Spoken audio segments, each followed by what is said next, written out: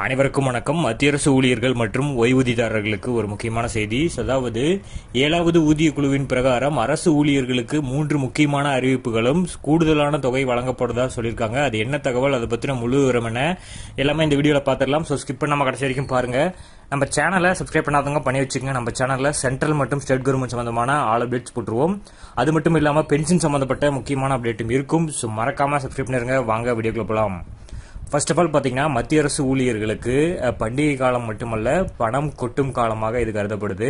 தீபாவளிக்கு முன்பு மத்திய அரசு ஊழியர்களுக்கு மற்றும் ஓய்வூதியதாரர்களுக்கு குறிப்பிடத்தக்க நிவாரணம் வழங்கக்கூடும். ஸோ அடுத்த மாதம் அகவிலைப்படி 58% உயர்த்தப்படும் என வட்டாரங்கள் தெரிவிக்கின்றன. ஜூலை 2025ற்கான அகவிலைப்படி அதிகரிப்பு குறித்த அறிவிப்புக்காக மத்திய அரசு ஊழியர்களும் ஓய்வூதியதாரர்களும் ஆவலோடு காத்துட்டு இருக்காங்க.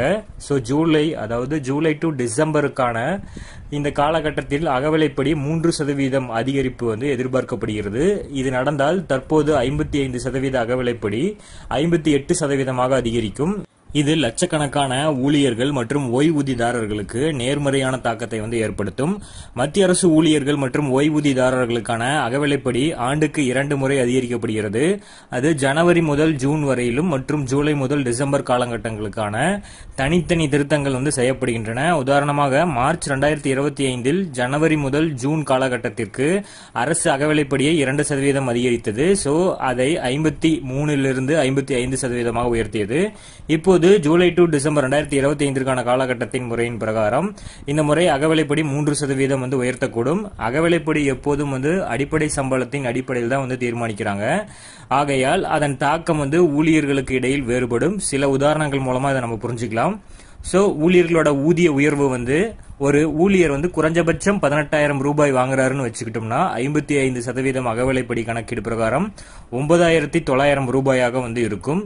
ஸோ இதுவே பாத்தீங்கன்னா அதன்படி 27,900 ரூபாய். ஸோ 18,000 பிளஸ் 9,900 நம்ம பாக்குறப்ப 27,900 ரூபாய் அவருக்கு மொத்தமா கிடைக்கும். ஸோ இதுவே அகவிலைப்படி 58% உயர்ந்த பிறகு அவருக்கு 10,440 ரூபாய் கிடைக்கும். மொத்த சம்பளம் பாத்தீங்கன்னா 28,440 ரூபாய்.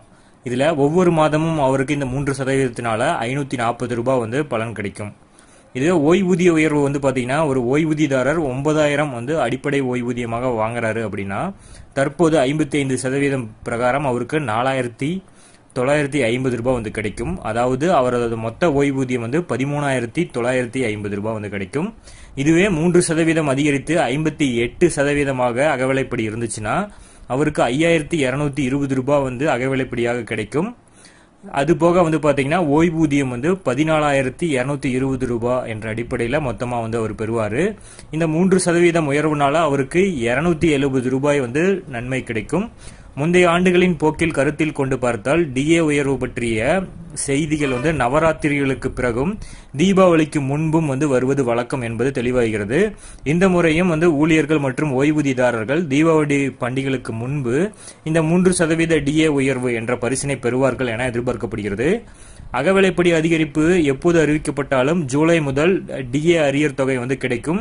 அதாவது இந்த அறிவிப்பு வெளியிடப்பட்டால் இந்த தீபாவளியில் மத்திய அரசு ஊழியர்கள் மற்றும் ஓய்வூதியதாரர்களோட கணக்குல அதிக தொகை வரும். இதனால் பண்டிகையில் மகிழ்ச்சி இரட்டிப்பாகும். ஸோ பொறுத்திருந்து பாருங்க. நம்ம சேனல்ல ஒவ்வொரு அறிவிப்புகளும் உடனடியாக நம்ம போட்டுட்டே வருவோம். நீங்க சப்ஸ்கிரைப் பண்ணி வச்சுக்கிட்டீங்கன்னா நான் போடக்கூடிய ஒவ்வொரு வீடியோவும் உங்களுக்கு உடனடியாக சேரும். So thank you. இது